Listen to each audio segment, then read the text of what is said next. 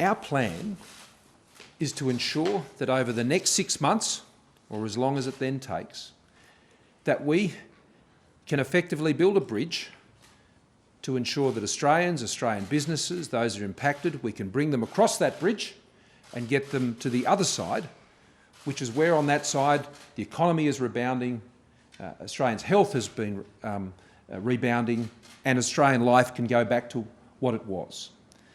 As a result, there are a range of measures that we continue to put in place. Measures that address both the health issues, matters in our aged care, as I addressed earlier this week. And importantly, there are measures that we have to put in place in relation to our economy, and the Treasurer will speak to some of those. As you know, the Reserve Bank has made some important decisions about this afternoon. The Reserve Bank Governor and the Deputy Governor met with myself and the Treasurer yesterday afternoon. And this notion of the bridge is what we discussed. It was described in these ways by the Reserve Bank Governor, and he's absolutely right, because there is a period through which we will have to move. That will be difficult, and the best way to get there is the measures that we're putting in place on a sustainable and staged basis, so that we can do them and scale them up as necessary to ensure we bring as many people as possible with us and to ensure that we minimise the impact on their lives. But as I said, there will be impacts, and we'll be seeking also to cushion those impacts along that journey. The Treasurer and I will be making further announcements about that in the next few days, and we've had another important day as we've worked through some of those more specific things that the government will be able to do that will cushion the impact for as many as we possibly can as a result of the economic impacts of what we're seeing with the coronavirus. But let me just announce a number of other measures that will be moving on, and then I'll hand over to the Treasurer to deal with the issues that we've already issued a statement on regarding the Office of the Australian Office of Financial Management.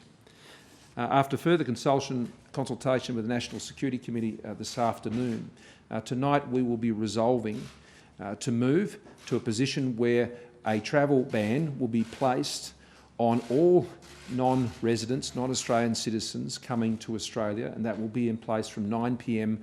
tomorrow evening. We have already seen a very significant reduction in the travel to Australia by non-citizens and residents. It's about a third of what it normally would be at this time of the year, and we've seen reductions even in the last few days when we put in place the bans which required people to self-isolate for 14 days. And so as a result of that decision, we've seen the traffic reduce quite significantly, and we believe it is essential now to take that further step to ensure that we now no longer will be allowing anyone, unless they're a citizen or a resident or a direct family member in those cases, as is applied to all the other travel bans we've put in place previously. Now, this is a measure that I've been consulting also with the New Zealand Prime Minister on. We've been seeking to align our arrangements across the Tasman, and I appreciate the consultation that I've had with Prime Minister Ardern over these many months when it deals with these issues.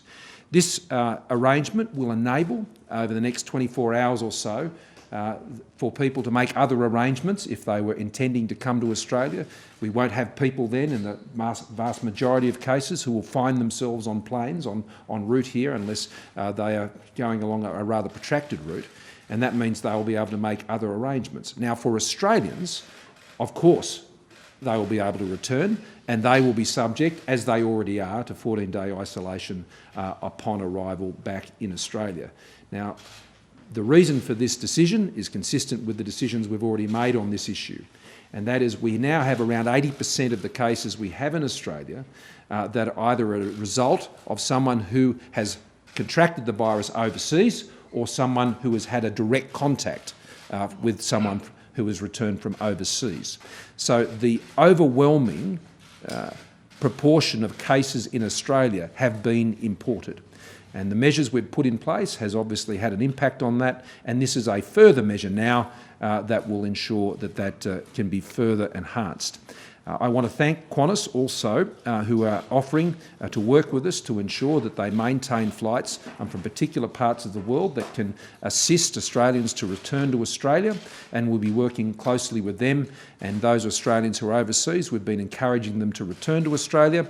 Those who are in more remote parts of the world, that could prove more challenging. But for those who are in other places, then it is our intention to ensure that we can maintain flights to enable them to come home as soon as possible. Now, there are other measures that were announced today by the Deputy Chief Medical Officer to address panic purchasing of medicines at community pharmacy. Specifically, what is being provided there is that pharmacists to enforce new limits on dispensing and sales of prescription and over-the-counter medicines. I won't go through those measures again. You've heard the Deputy Chief Medical Officer outline them to you earlier today. I also want to say to Australians that there are no issues with Australians' food supply. What there is an issue with is the behaviour of Australians at supermarkets. That is what is causing the stress and the strain. The food supply in Australia, from the meetings that we can continue to hold, is something that I think we can feel quite confident about. And if Australians can respond to that in a responsible way, then that won't lead to the sort of shortages that they've seen on shelves, and it will mean that all Australians will be able to get access to the things they need when they need it. And I would ask Australians for their cooperation on those issues. Now, finally, the other matter that I'd respond to before throwing to Josh and enabling others to ask questions is the actions taken by the Reserve Bank today. I'd simply say we welcome. They are highly aligned, completely synchronised with the actions that we're taking as a government, and that increasingly state and territory governments are also acting to address the issues that we're finding in our economy. Their actions of over $90 billion to support credit within the financial sector in Australia, topped off by the additional $15 billion from the Commonwealth, means that this is a very significant injection to support Australians, to support our economy, to support business, to support jobs, as we all go across on this bridge together to the other side, where on the other side we know that the Australian economy will be stronger, Australians will be healthier, and Australian life can return to what we knew it to be. Josh. Thank you very much, Prime Minister. Well, extraordinary times call for extraordinary measures, and today the Australian Government, together with the Reserve Bank, have injected more than $100 billion into Australia's financial system. It reflects our collective determination to do what it takes to support Australian jobs and Australian businesses. And acting in concert with the prudential regulator, APRA, we are not only supporting Australian jobs and businesses, but we are doing what we can to lower the cost of credit and to increase the flow of credit. Now, today the Reserve Bank made four significant announcements. The first was to announce a reduction in the cash rate to 0.25%. The second was to target the yield on 3-year Treasury bonds to also 0.25%. That is below what they have been trading at. The third is the $90 billion term funding facility for the banking system, which will focus on lending to small and medium-sized businesses across the economy. What the Reserve Bank has endeavoured to do here is not only to increase the flow of credit, but to incentivise the banks to even provide more money to the small and medium-sized businesses across the country, the hairdressers, the mechanics, and all the other small businesses that form the backbone of the Australian economy. And finally, they are increasing the interest paid on exchange settlements. Now, all of these measures, as I said, are designed to do two things: to decrease the cost of credit and to increase its flow. As the Prime Minister referred to today, the government has also acted by allocating up to $15 billion to invest in residential mortgage-backed securities as together with other asset-backed securities. This action, again, in concert with the Reserve Bank of Australia, is totally complementary to what they are doing, because it ensures that some of the non-bank lenders are getting support to provide extra finance to the SME sector. This is a very volatile time in global equity, debt and credit markets, but Australians can be reassured that our financial system remains well capitalised and strong. It was referred to today by the Reserve Bank Governor in his statement. The Australian financial system remains strong, but the measures announced by the Morrison government today and the Reserve Bank and the prudential regulator will even enhance this strength further. Thank you, John. Questions? Yeah. Just to explain to the viewers, listeners, in easy terms to understand. If you're, say, Betty, a hairdresser, and people, your business dries up, no one's coming for because they're scared of human-to-human contact or whatever happens in weeks ahead. Betty's got no customers. How can she borrow money to pay the employees? How in practice would it work? Well, let me make one point, and then Josh, I'm sure, will make further points.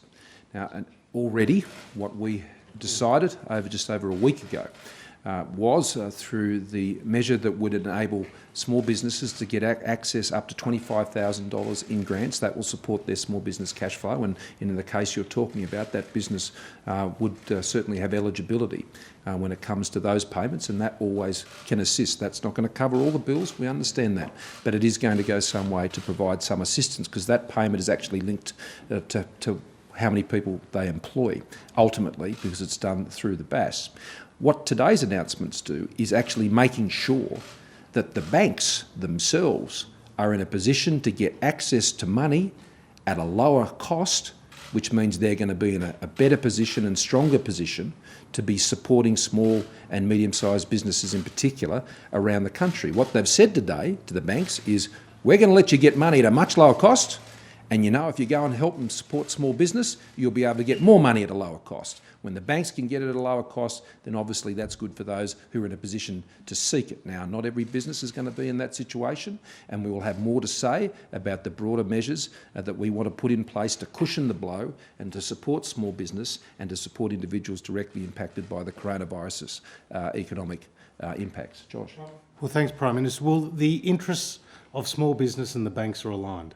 The banks want their customers to be there on the other side of this, and the small businesses want to survive and get through this, and they want to continue to provide jobs to the millions of Australians that they employ. So the banks are working with their small business customers to ensure that that money is available. What today's announcement makes clear is more money will now be available to the banks to lend. And the best illustration of the significance of today's announcement is that the Commonwealth Bank has announced a reduction of a full percentage point in their small business lending rates. A full percentage point. Now, the Reserve Bank has only reduced the cash rate, while significant, by 1/4 percentage point. Commonwealth Bank has gone 4 times bigger than that today with small business lending, and that's a direct result out of the announcements today. Mr Prime Minister, did you discuss... ensure all COVID-19 pathology requests from GPs are being processed and tested, and that everyone who needs a test is getting one? Well, we've had, I think it's we've had 85,000 tests that have been conducted, and I think that's a good indication of the answer to your question, because people are getting tested. Those presenting for tests who need tests are getting tested, and the Health Minister has been working with industry and others to ensure that the supplies continue to be made available for those who need tests. But I would say this to people: have a test where you need to have a test. And the rules for that have been well set out, I think, in recent times, and these testing resources are not ubiquitous, nor are they designed to be. They're there for those who need them most, and so we would continue to encourage both the medical profession and others to use those testing kits where they are most needed. Phil? And I'm going to Phil. Thanks for your question. I'm going to Phil. There's been speculation in the banking sector about the prospect of the government even possibly underwriting a proportion of existing small business loans, a bit like the Bank of England. Is that something you're entertaining, or is that if you're drawing a line through that? Look, we are talking to the banks about a number of measures to continue to support their activity. No decisions have been taken, but what our focus is on is supporting those small and medium-sized businesses get through this health crisis, which is having a significant economic impact. So we continue to look at a range of measures, and as the Prime Minister has said, our second package will be substantially different to the first package. In fact, since that time, we have seen the economic impact globally as well as here in Australia become much more significant than was evident even just a week or 2 weeks ago. And so our second package is designed to support, in the words of the Prime Minister, to cushion the challenges being faced by many Australians, to support them through this, and that includes backing small businesses. Prime Minister, did you announce... I appreciate this is a work in progress and we'll have more to say, but for the Qantas workers today, they're probably worried about their incomes in future. So are you working on income support? And Treasurer, obviously, are you talking to the banks about not foreclosing on people's mortgages? Well, the answer to both of those questions is yes. That's exactly the sort of things we're working on. That's what cushioning the blow is all about. Now, my understanding of the arrangements that Qantas have gone into, when I was able to speak to Alan Joyce, there is a period still for many of these employees, about 4 weeks at the very least, in which their existing entitlements and other things of that nature will mean that they'll be in a position, at least for that short period of time. For others, that can be up to 3 months. One of the things that Qantas, I understand, is doing is seeking to keep people on and connected to the company. They're not, because they want to ensure that on the other side of this, that when the business returns and the flights return, then they can quickly activate their workforce on the other side. And that's very important. What we're seeing here, as I understand it, as it's been explained to me, is the stand down of quite a number of staff, simply for the obvious reason that Qantas planes aren't flying anywhere. And what this means is for a period of time, they won't be drawing a salary from Qantas for those who have exhausted their leave arrangements. So what that has meant for the government is when we say we want to cushion the blow, we're looking at those issues around income support. We're looking at the issues around people's obligations and working really constructively, whether it's with the banks or whether it's with businesses or others, to ensure that we're putting them in a stronger position to look after people.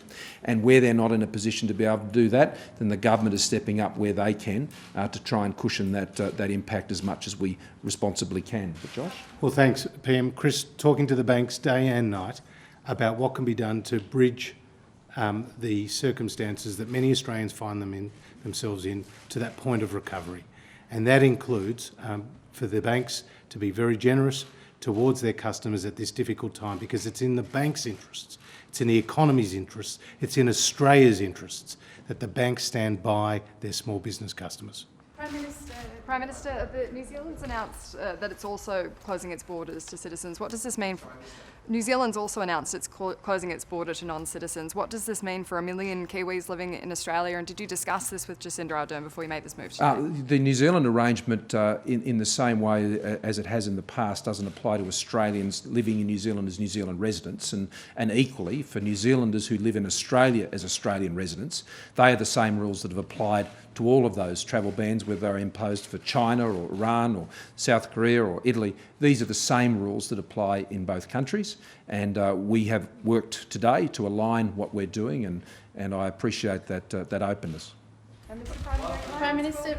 Sorry, just one for everyone, if we can. Prime Minister, yesterday you were as blunt as you could be about hoarding in supermarkets, and you've issued your thoughts on this again today. I mean, this morning here in Canberra, we saw a huge queue of people waiting for Costco to open. Is it that people are just not heeding your message? Is this because of the lack of trust in democracy we've seen over the last couple of years? What more can you actually do? Well, I think it's because people are anxious, and we all need to work hard together to reduce people's anxieties. And I think we all need to sort of encourage all Australians to act responsibly. There are not supply issues that relate to these items, and nor, as I said yesterday, is there a need to hoard them. That is just simply not necessary. And we will just, each and every day, calmly go about the business of assuring people about these supplies. And what I'm very pleased about, though, and while I did have a few stern words to say, and my daughter said to me yesterday, it sounded like that's what you sometimes say to us, Dad. And it was a bit like that, I've got to say. But what I am pleased about, and some of you may have heard me make remarks on this in morning radio today, I'm also seeing amazing acts of generosity and kindness, and I'm hearing those stories, and I would encourage media to, it's not a criticism, I just encourage you to tell more of those stories. You know, neighbours looking after elderly neighbours and making sure they've got things that they need, or if they need meals cooked for them, and it's being provided. That wonderful story about at the note in the lift, if you need help, call this number, I live on this level, I think it was something like that. These are the wonderful stories of Australians. Yeah, there's some Australians who frankly aren't giving Australia a very good name at the moment with their behaviour. I understand they're anxious, I understand all that, but for the next 6 months at least, we need to work through this together. So we do need to moderate our behaviour. We do need to understand that things have changed. Things are different. Life is not like it was before. But the phones still work, and they will. The power still goes on, the buses still run, the hospitals are open, the shops are open, the trucks are getting to the shops. All of that is there. What we're dealing with here is a virus, and the virus will slow the country down. It will mean people will have to self-isolate. It'll mean we'll have to behave differently, and that will happen for quite a period of time. 6 months, I believe, based on the advice I have, at least. So we can do it. I have no doubt we can do it. We just have to apply ourselves to it and encourage each other to do the right thing. Can I ask for the next tranche of stimulus? Prime Minister, it's obvious from what the government's been saying for a couple of days and certainly what you're saying today, that income support's on the table for the next tranche of economic support. I deduce from the answer you gave me yesterday that it'll be delivered within existing programs. So for current beneficiaries, people who are currently on Newstart before this crisis hit, will whatever the new arrangements are also apply to current beneficiaries, or only to a cohort of recipients who have lost their jobs temporarily as a consequence of this economic shock? When we've completed the important work we're doing at the moment, and we're working through very carefully the design of these measures, what I know is that for those Australians who have been on what has been known as Newstart, going to the job seeker payment, is that one of the things that has always been available previously in the economy, with the very strong growth we've had in employment, is that the task of the government is to get people off the job seeker payment, off the Newstart payment, and get them into a job where they are much better off. Now, we understand that certainly over the next 6 months, that is a very different looking economy. And when the SPACs change, when the circumstances change, you need to adjust your packages and the way you're delivering support in the community to reflect that. So we'll have a lot more to say about these things in the not too distant future. But just like with last week, we're working hard to get the detail right. So when we say something is going to be done, it will be done, and it can be done, and it won't be attendant with lots of other different new forms and new processes and things that can go wrong. And we can ensure that the support and the cushioning impact of this can get to people in the best and the most effective way that is possible. But Josh, did you want to add to that? Or? Well, obviously, the details of our package are being finalised right now. But as I said earlier, the situation has changed, and it's got much more difficult across the economy since even 2 weeks ago. But our focus has always been on getting to the other side and getting Australians to the other side. Okay, last one. Are you aware of the situation of Australians stuck in Peru and some other countries where there are local lockdowns? I have become aware of that issue, and there will be Australians in many places around the world who will find themselves finding it a lot harder to get back to Australia than otherwise. The coronavirus has been a matter of sort of public record now for several months, and many Australians have taken wise decisions to get back home sooner. In a number of occasions, Australia has had to put in place flights that have brought people back, obviously from Wuhan, but as well as from the Diamond Princess up in Japan. We're working with Qantas to ensure that we continue to get a flow of flights and keep flights open for a period of time so Australians can make their way back. But those who find themselves in a more remote location, then we're obviously going to have to work closely with them through our consular offices, like our very professional consular officials do on each and every day. So there are no specific responses on that matter just now. It was only brought to my attention very recently. But what our wonderful DFAT team has been doing, they will continue to do, and they'll seek to assist Australians wherever they practically can. But there are obviously limitations to what can be done. But we would hope they were safe, but they are finding themselves around the world in circumstances that all people around the world are finding themselves, and I think people hopefully will be able to provide assistance in those settings. But we're going to leave it at that because the Reserve Bank Governor, I understand, is making a further statement. I think he's made an outstanding point on us all getting to this bridge from here, where we are right now, to the other side, where on that side the economy comes back, people's health comes back, and Australia bounces back stronger than ever. Thank you all very much.